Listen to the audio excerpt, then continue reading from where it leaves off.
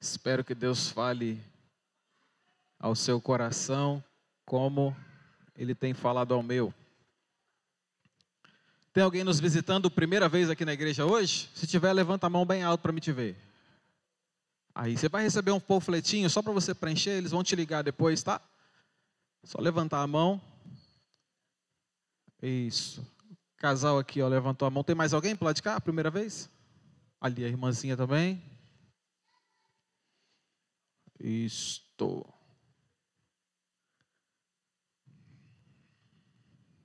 Tem alguém com frio aí? Tá nada, né? Tá frio, não. Queria convidar os irmãos a abrirem a sua Bíblia comigo no segundo livro de Reis, capítulo 7. Segundo livro de Reis, capítulo 7.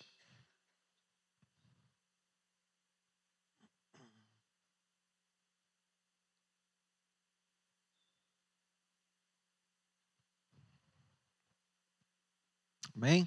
Todo mundo achou? Segura um pouquinho aí que a gente já vai ler. Antes da gente entrar na palavra propriamente dita ou de ler o texto, eu vou contar uma pequena história para os irmãos. E aí você preste bastante atenção, porque essa história tem total relação com a mensagem. E no final você vai entender bem o porquê. A história conta que um casal de missionários decidiu fazer missões no interior da África. E eles se mudaram para lá, para uma aldeia de aborígenes, bem isolada, para começar um trabalho missionário ali.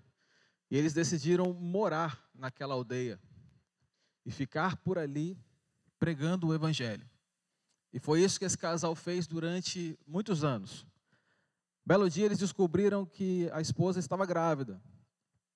E decidiram que eles continuariam ali mesmo grávida e que teriam o bebê ali mesmo, junto com aquele povo, que era uma aldeia.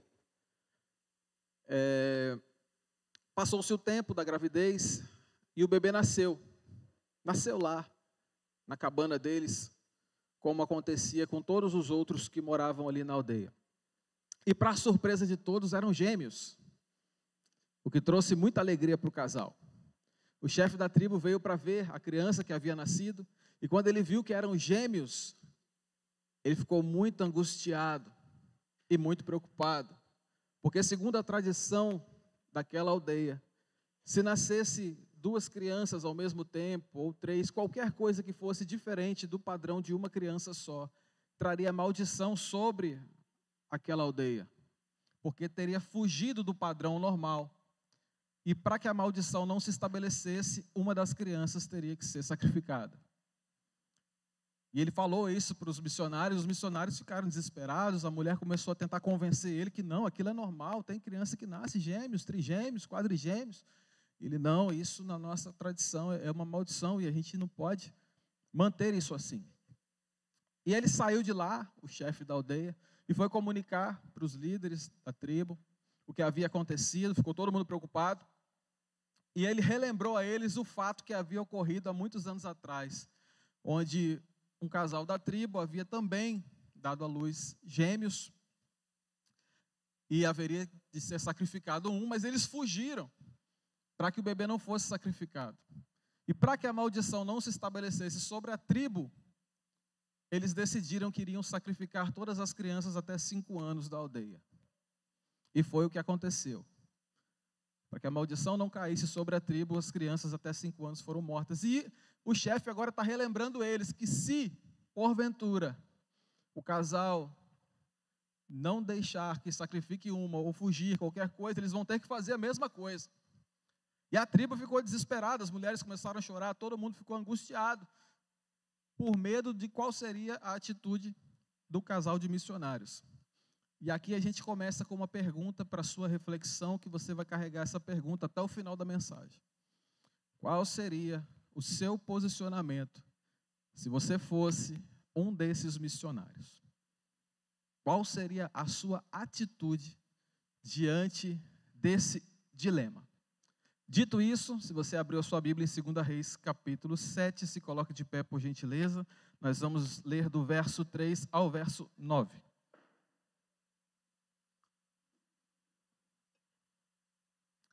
Diz assim a palavra do Senhor. Havia 4 leprosos junto à porta da cidade. Eles disseram uns aos outros: por que ficar aqui esperando a morte? Se resolvermos entrar na cidade, morreremos de fome. Mas se ficarmos aqui, também morreremos. Vamos, pois, ao acampamento dos arameus para nos render. Se eles nos pouparem, viveremos. Se nos matarem, morreremos. Ao anoitecer, eles foram ao acampamento dos arameus.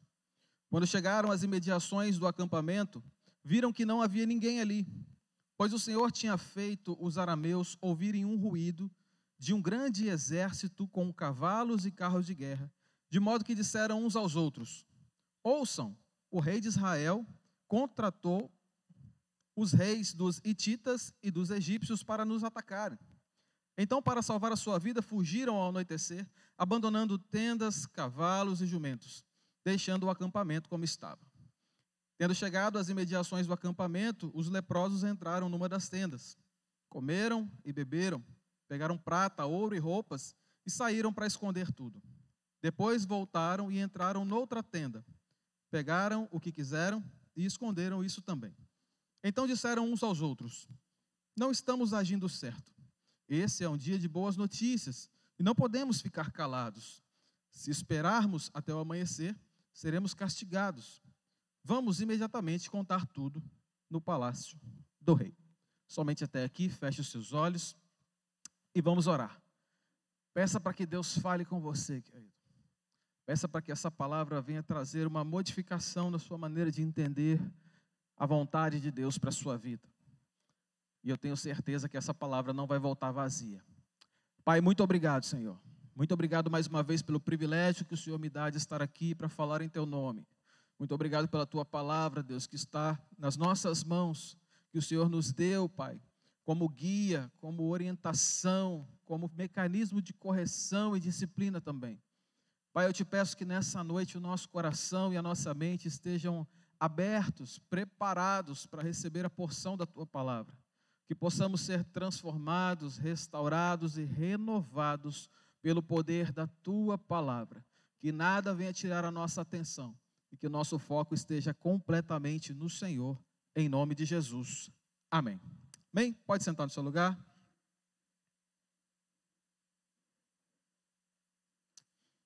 Fala para essa pessoa do seu lado, não me atrapalhe agora, por favor.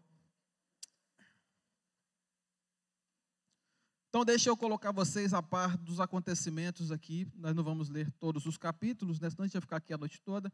Então, eu vou resumir para vocês um pouquinho do que está acontecendo nessa história. Se você ainda não fechou a sua Bíblia, voltando aí um pouquinho no capítulo 6 de 2 Reis, no verso 24, a Bíblia vai dizer assim: algum tempo depois, Ben-Hadad, rei da Síria, mobilizou todo o seu exército e cercou a cidade de Samaria. Então, o contexto que nós estamos vivenciando é esse. A cidade de Samaria era uma cidade fortificada, como a maioria das cidades daquela época. Cidades fechadas com muros e portas. Portas que ficavam abertas durante o dia, onde entravam e saíam moradores e comerciantes e peregrinos. Portas que se fechavam durante a noite para manter a segurança do povo. O texto diz que Ben-Hadad, rei da Síria, cerca a cidade, sitia a cidade, para tomar essa cidade. Irmãos, essa era uma estratégia de guerra muito comum daquela época. Se cercava a cidade e ficava aguardando. Aguardando o quê, pastor? Aguardando eles se renderem. Afinal de contas, uma vez que a cidade está cercada, ninguém entra e ninguém... Uma hora a comida vai acabar. E quando essa hora chegar, eles vão ter que sair. Isso levava semanas, meses e até anos, irmãos. Eles ficavam a certa distância, de forma que eles pudessem ficar protegidos. Então, se alguém subisse na muralha e tentasse acertar com arco e flecha, não acertava neles. porque eles estavam bem distantes. Então, forçavam os moradores a ficarem ali até que as suas provisões acabassem e eles viessem a se render. O verso 25 do capítulo 6 vai dizer que é exatamente isso que acontece. Diz que o cerco durou tanto que causou tamanha fome que uma cabeça de jumento chegou a valer 80 peças de prata e uma caneca de esterco de pomba, 5 peças de prata. Alguém aqui já comeu cabeça de jumento? Alguém? Esterco de pombo? Nunca? Pois é, esse povo estava comendo. Tamanha era a situação. Só para você entender, não era comum comer cabeça de jumento, tá, irmãos? Tampouco esterco de pombo. O que nos leva a entender que já havia tanto tempo se passado que a comida já tinha esgotado. E agora eles estão comendo o que tem pela frente, irmãos. E eu tive a curiosidade de calcular. É claro que eu não devo ter calculado com muita exatidão, mas eu fui para a internet para pesquisar. 80 ciclos de prata, que é o que se refere aqui, seria o equivalente a hoje a 5 mil reais, irmãos, numa cabeça de jumento para você comer. 5 ciclos de prata seria o equivalente a 325 reais, um potinho de cocô de pombo. O que estava acontecendo aqui? Para você que é comerciante, você vai entender. Tinha pouco produto e muita gente querendo comprar. Quando tem pouco produto e muita gente querendo comprar, o preço vai lá para cima. E é exatamente o que está acontecendo aqui. O que tem para comer hoje? Tem cabeça de jumento. Não tem outra coisa? Não, só tem isso. Quanto está? 5 mil reais. Aí se você tem 5 mil reais, você paga. Claro que você paga, você vai morrer de fome. Alguns historiadores dizem, e aí é especulação, que esse cocô de pombo, esse esterco de pombo, era usado ou para temperar essa cabeça de jumento, ou para acender a fogueira como combustível, para cozinhar essa cabeça de jumento. Mas isso também não tem como a gente afirmar com exatidão, é o que os estudiosos dizem. Então, aqueles que não tinham 85 ciclos de prata, que provavelmente é o meu caso, o seu caso, se nós estivéssemos naquela situação, eu não teria 5 mil reais para dar na cabeça de jumento, irmãos.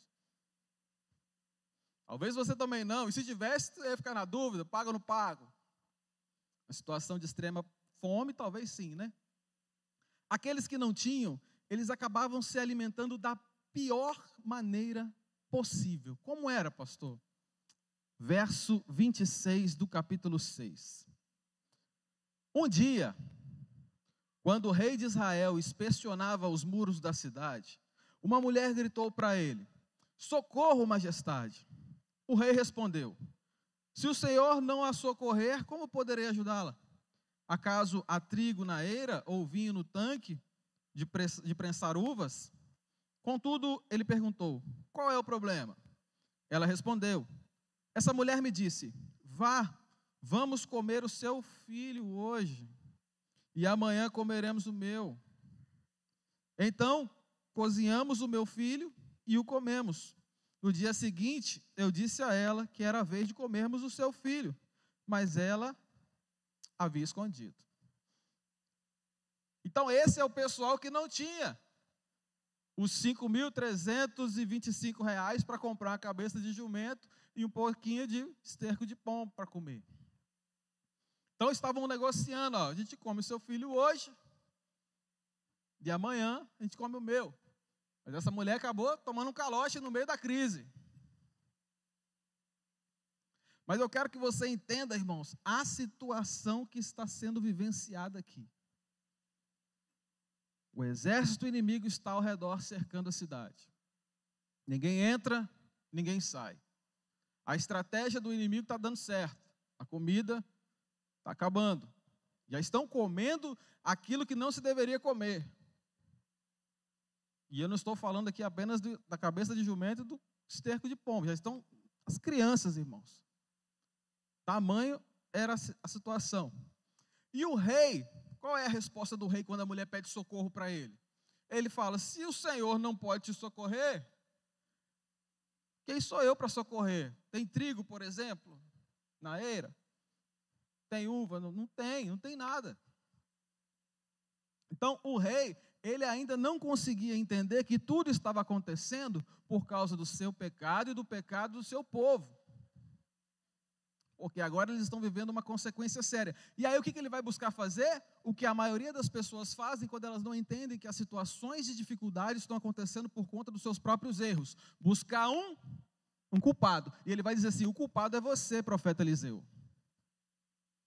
Você é o culpado.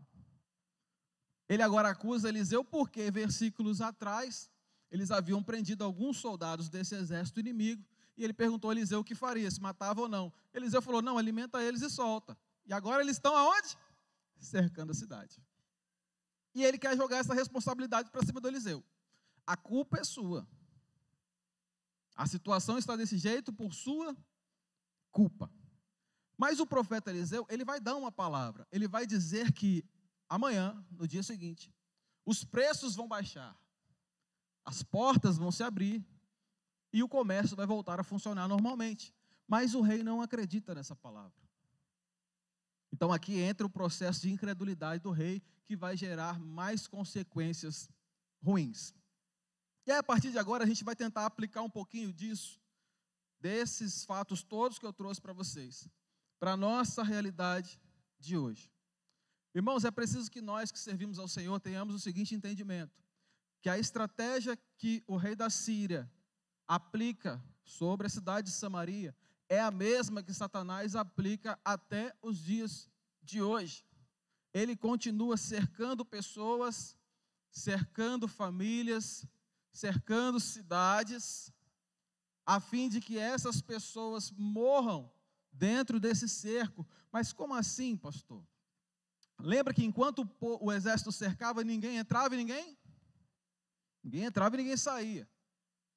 Se você é crente mesmo, que entendeu a mensagem do Evangelho, entendeu também o propósito de Deus para a sua vida, que é espalhar essa mensagem e alcançar outros, você já deve ter se deparado com situações onde você tem alguém que você quer muito que esteja aqui neste lugar ouvindo a palavra de Deus, que quer muito que essa pessoa se converta, mas parece que você não consegue acessar ela, você não consegue entrar na casa para poder falar de Jesus, você não consegue uma brecha para poder falar, parece que ela está cercada, parece que o diabo está ao seu derredor como um leão, esperando a quem possa tragar, e você não consegue entrar nessa casa, você não consegue entrar nesse ambiente de trabalho que você queria tanto, você não consegue falar. O ambiente está travado. E o mesmo acontece com a própria pessoa, que também não consegue sair, Isaac, para chegar até aqui. Porque o diabo está fazendo a mesma estratégia. Porque quanto mais tempo essa pessoa ficar lá onde ela está, sem se alimentar, mais rápido ela morrerá. Porque a Bíblia vai falar que nós estamos mortos aonde? Em nossos pecados e delitos. E a vida vem quando? A vida vem através de Cristo, através da sua palavra. Então o que o diabo faz? Ele cerca a nossa vida. É só você lembrar dos seus anos de perdição, se eu posso dizer assim. Como era difícil você entrar numa igreja. É só você lembrar das vezes que alguém te convidou ou que você convidou alguém e sempre acontecia alguma coisa.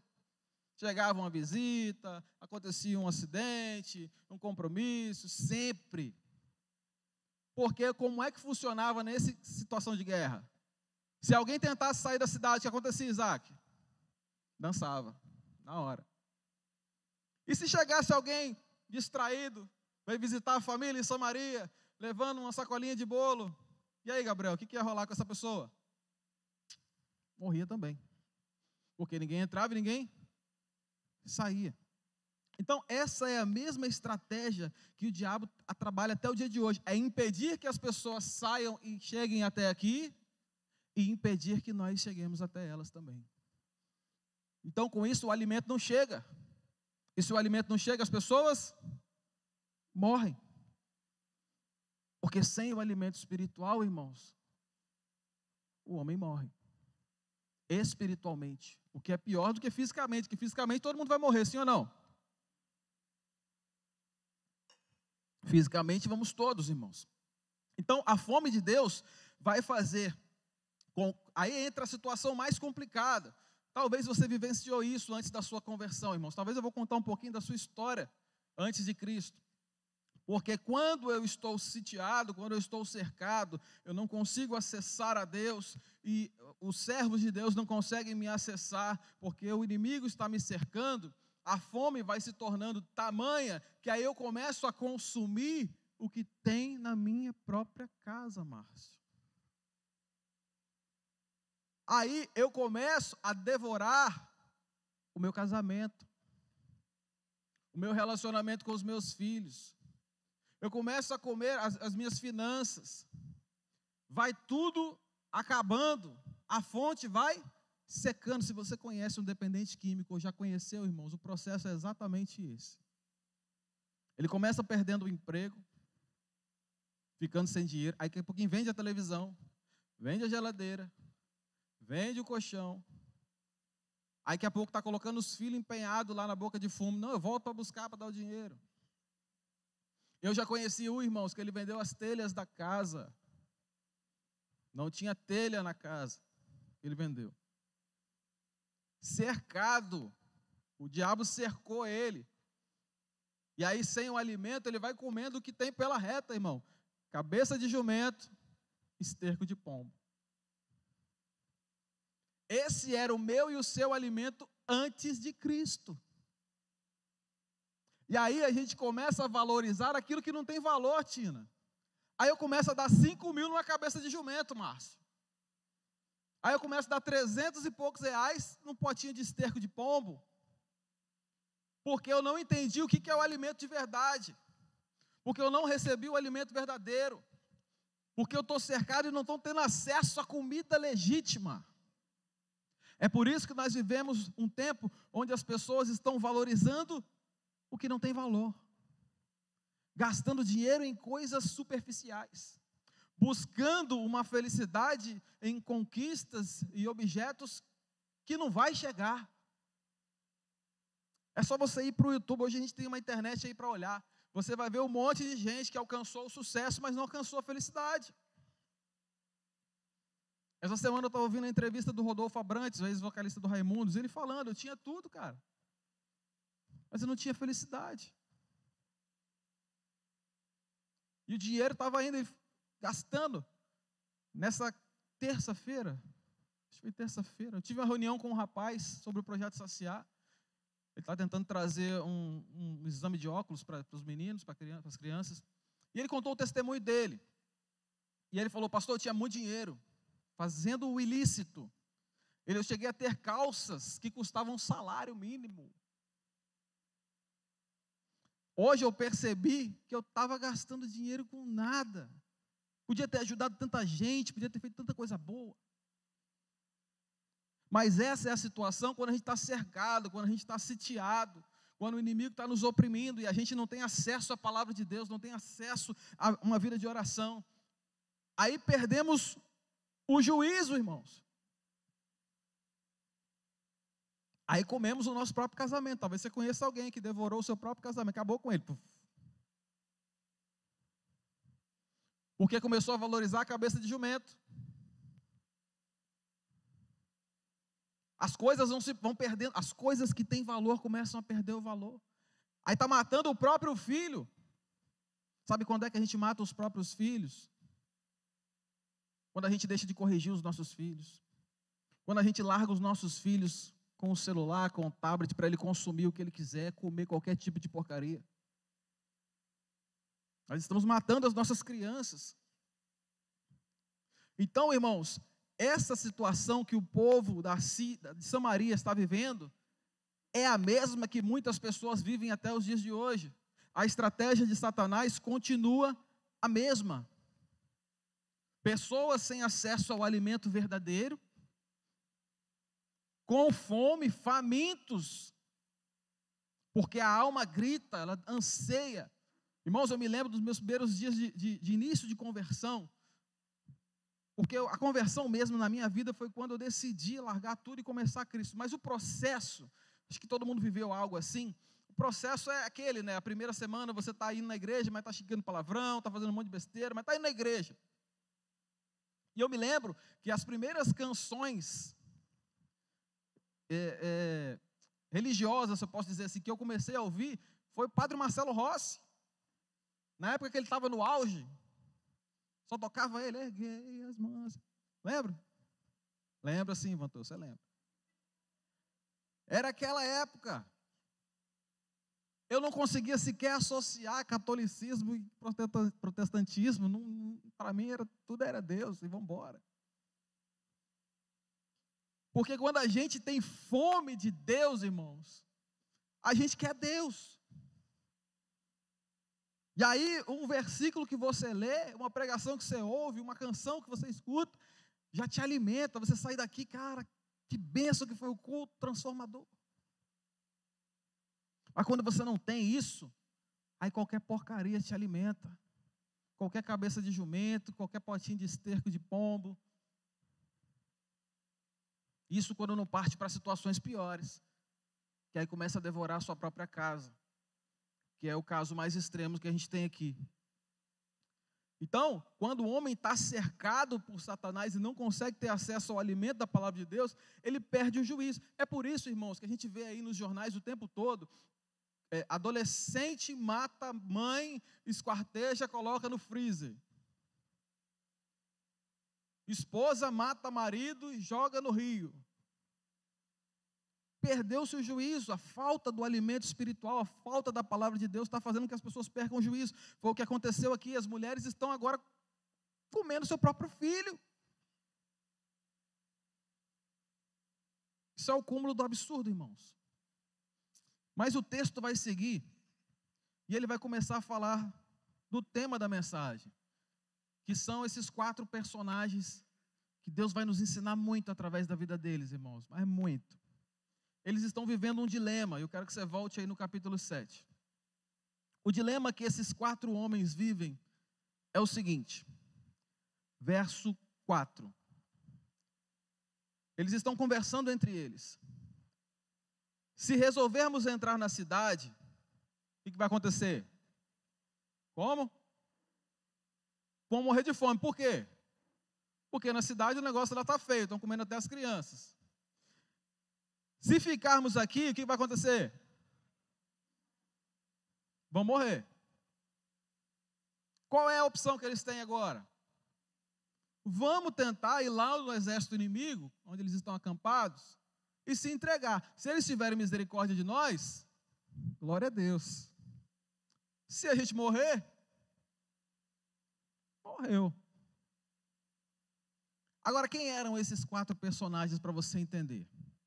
4 leprosos, 4 homens que não podiam estar dentro da cidade. E é por essa razão que eles estão do lado de fora, sentados na porta da cidade. Por quê? Ali era o lugar que eles ficavam todos os dias. Uma vez que ele está leproso, ele já não pode trabalhar, não pode tocar em nada, ele não pode nem sequer entrar na cidade. Para você ter uma ideia, quando o leproso entrava na cidade, ele tinha que entrar gritando, leproso, leproso, para todo mundo se afastar dele. Era assim que ele tinha que entrar, quando entrava.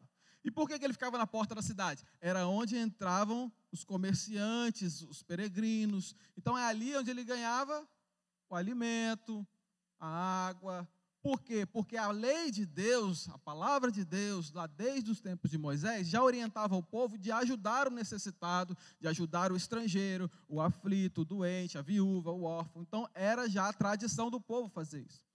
Então, já era o hábito deles ficar sentadinho ali, Vantuil, só no Bolsa Família, entendeu? De boa, tranquilo. Só que agora a situação ficou tão extrema que não dá mais para ficar sentado ali, Patrick. Agora eu vou ter que fazer alguma coisa. Se eu entrar na cidade, vai resolver? Se eu ficar aqui, também não. E agora eles vão falar assim, vamos nos levantar e vamos tentar uma solução bem audaciosa de ir de encontro aos inimigos. Irmãos, eu leio essa passagem, Naxo, eu fico pensando a cabeça desses 4 homens caminhando em direção àquele acampamento. Imagine você ali. O que nós vamos falar quando chegar lá? Será que a gente consegue chegar lá ou já vamos lançar uma flecha no nosso peito logo na chegada? E não eram apenas 4 homens, eram 4 leprosos, irmão. Quem quer receber leproso? Naquele contexto, ninguém. Então eles foram para o tudo ou nada. E é exatamente esses 4 homens que Deus vai usar para salvar toda a cidade de Samaria. Podia ter usado o rei, não podia? Deus podia usar quem Ele quiser, irmão. Podia ter usado o rei. Podia ter usado o capitão do rei. Podia ter usado o próprio profeta Eliseu e falado com o profeta, ó, fala para todo mundo que pode sair, já resolveu o problema, está tudo liberado. Mas não, Deus agora Ele quer fazer o improvável, porque Deus gosta de fazer assim. Deus gosta de surpreender. E aí Ele vai pegar 4 camaradas que ninguém deixava entrar na cidade. Ninguém queria. Todo mundo virava as costas para eles. E agora é esses caras que Deus vai usar para salvar toda a cidade. Então olha para quem está do seu lado e fala assim: Deus usa leproso.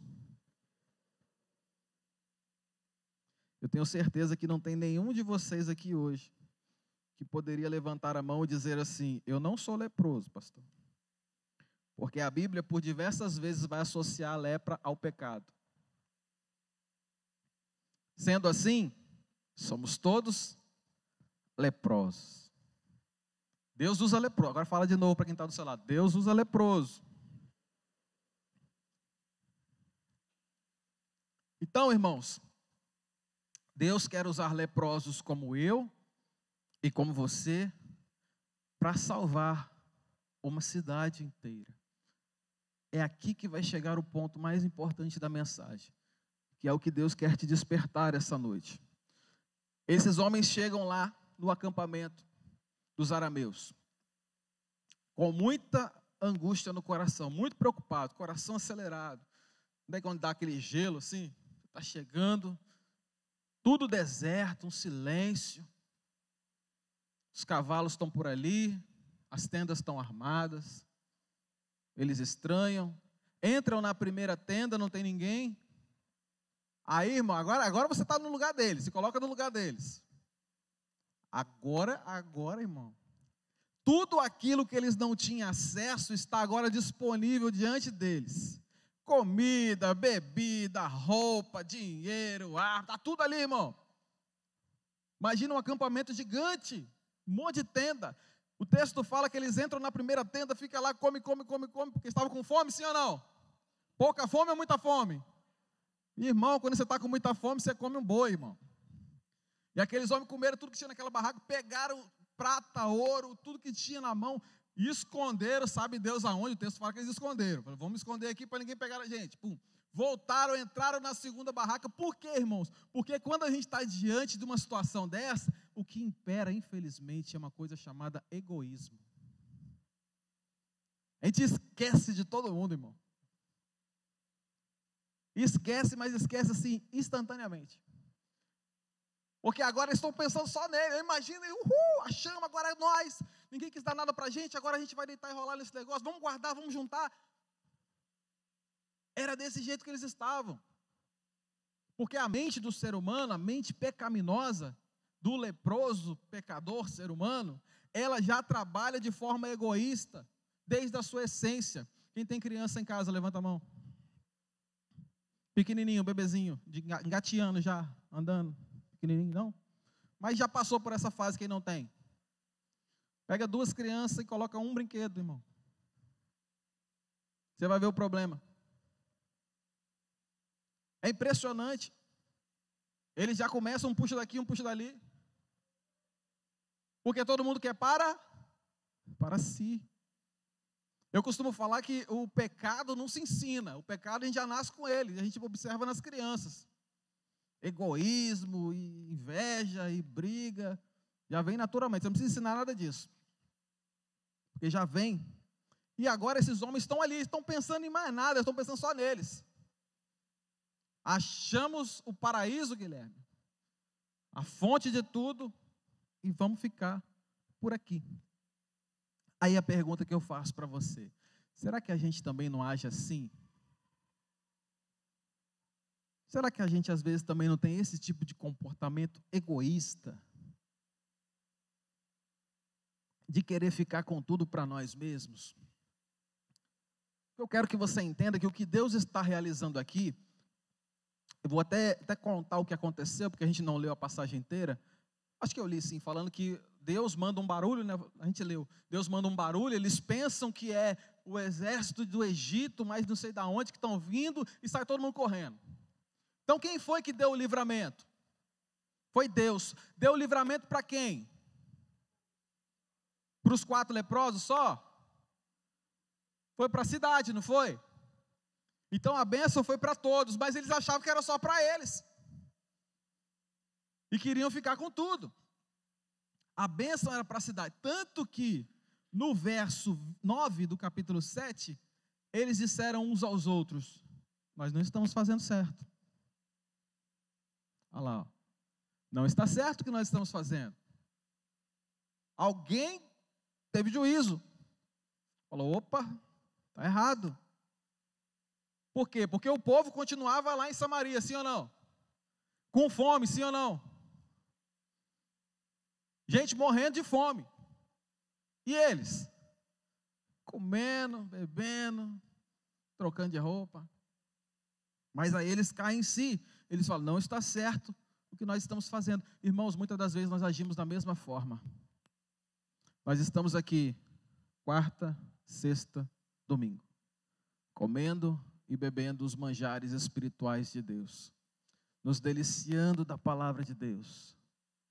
Louvores, palavras, congressos, seminários, escolas dominicais. Nós temos do bom e do melhor. Nós entramos numa tenda, comemos. Aí saímos dessa tenda, entramos na outra, comemos. Aí entramos na outra e tem roupa beça para a gente. E a gente fala assim: deixa eu ficar neste lugar todos os dias da minha vida. Não quero sair daqui, eu quero ficar aqui. Aqui é maravilha, eu quero ficar só aqui. Só aqui. E nos esquecemos que tem uma cidade morrendo lá atrás, de fome. Nos esquecemos que tem gente comendo cabeça de jumento e esterco de pombo. Nos esquecemos que tem gente sacrificando a própria família, os próprios filhos nas drogas, nas bebidas, na prostituição. Porque não tem o alimento que nós temos de sobra, irmãos. Porque não tem o alimento que nós temos de sobra. E às vezes nós nos comportamos como esses leprosos. Tenda após tenda, dia após dia. Devorando tudo, se alimentando, saciando. O egoísmo imperando.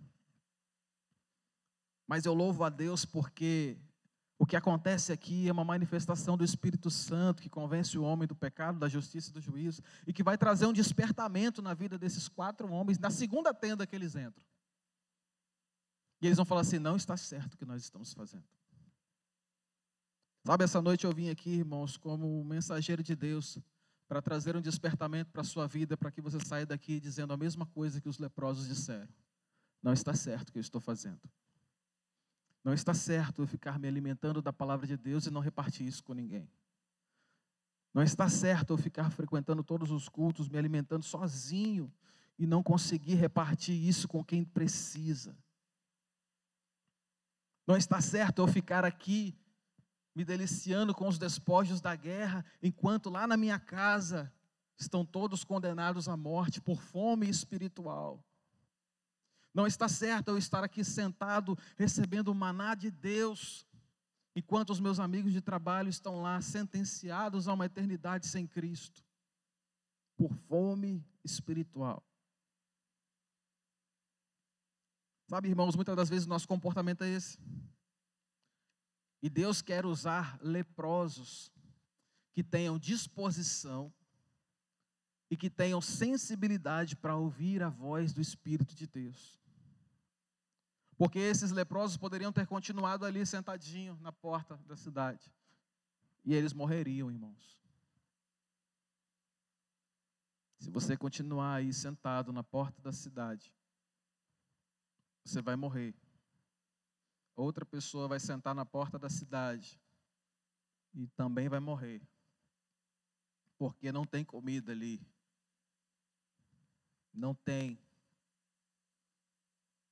Irmãos, havia gente morrendo de fome dentro da cidade e fora da cidade.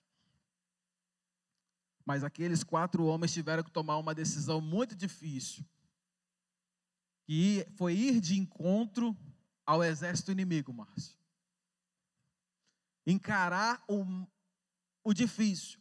Vamos lá. Se morrer, morri. Se viver, vivi. Essa é a mesma frase da rainha Esther, para quem conhece a história.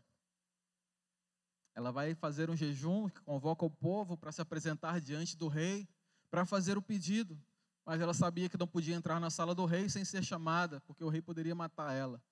E ela manda todo mundo fazer um jejum e ela fala: eu vou lá, vou entrar e vou falar. Se viver, vivi. Se morrer, morri. É a mesma situação. Agora, estamos dispostos a arriscar pelo outro? Porque o mundo, irmãos, ele não mudou. Milhões de pessoas continuam morrendo espiritualmente aí. Milhões de pessoas continuam famintas de Deus. É só você olhar ao seu redor. A casa do lado da sua. Ou quem sabe ainda mais perto. O quarto do lado do seu, na sua própria casa.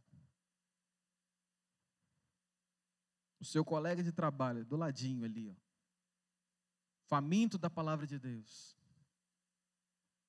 E muitas das vezes a gente não compartilha. Pastor, mas às vezes eles não querem comer, eles não querem acreditar no que eu estou falando. Pense nos 4 leprosos. Acabaram de receber a notícia vendo a situação. É engraçado até que eles falam assim: não está certo o que nós estamos fazendo. Vamos lá na cidade e vamos avisar o rei. E vamos hoje, porque se a gente ir amanhã, o rei vai matar a gente, porque a gente demorou muito para dar a notícia. Para até nisso eles pensaram: tem que ir agora, porque se a gente for amanhã, por que você não avisou antes, rapaz?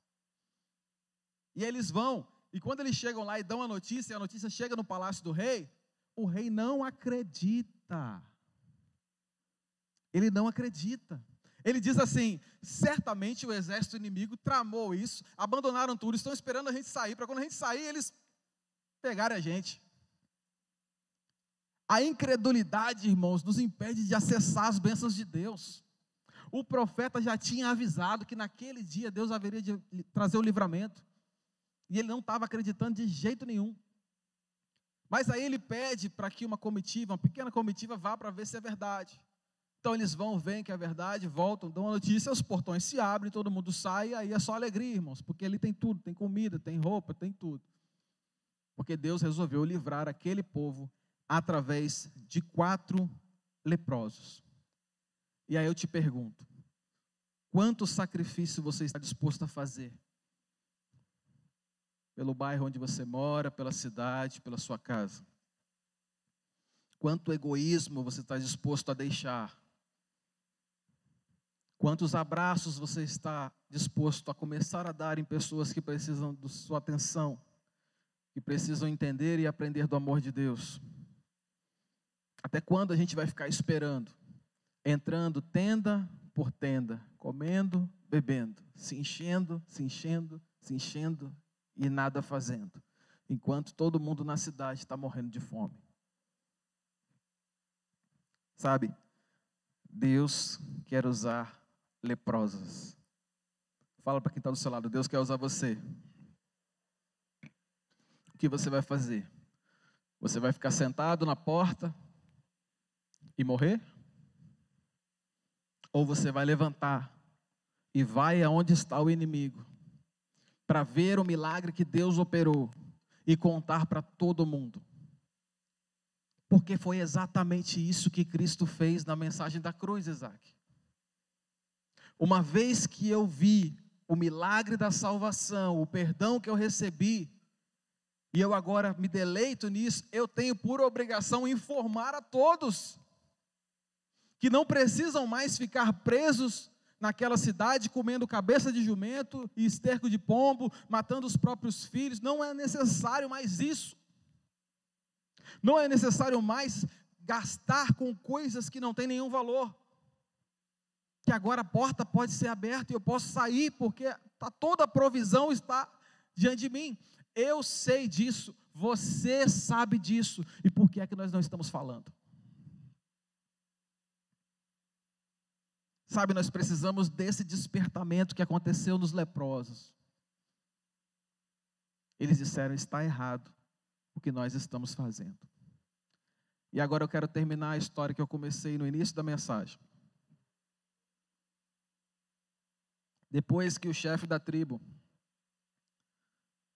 avisou para os missionários que seria uma maldição ter gêmeos naquela aldeia e que um teria que ser sacrificado, ele vai até os líderes da aldeia, informa o que aconteceu e informa que se por acaso o menino não for sacrificado e eles fugirem, todas as crianças de 0 até 5 anos teriam que ser sacrificadas.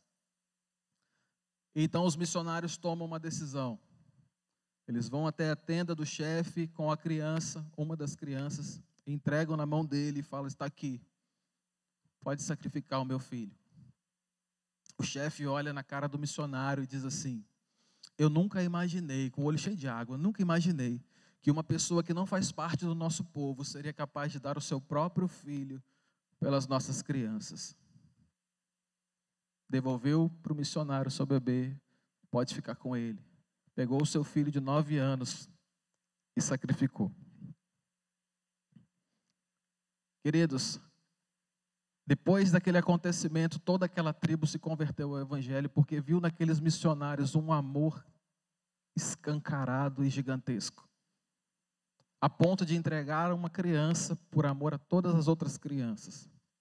Eles viram um exemplo de alguém que estava disposto a sacrificar para salvar alguém. O que você está disposto a sacrificar? Talvez você tenha que sacrificar um pouco do seu tempo para dar mais atenção a alguém que está faminto da palavra de Deus. Talvez você tenha que sacrificar um pouco das suas horas de sono para acordar na madrugada e orar por alguém que está faminto da palavra de Deus. Estamos dispostos a sacrificar. Os 4 leprosos foram, tudo ou nada. E ganharam tudo. Se tivesse ficado, ficariam com nada. Então essa noite o Senhor está despertando alguns homens e mulheres para saírem da porta da cidade. Para serem o leproso sim, o pecador, aquele que ninguém acredita, mas aquele que vai salvar a cidade. Porque a batalha já foi conquistada. Deus já resolveu os problemas. Cabe a nós informar aqueles que ainda não sabem. Se coloque de pé, por gentileza.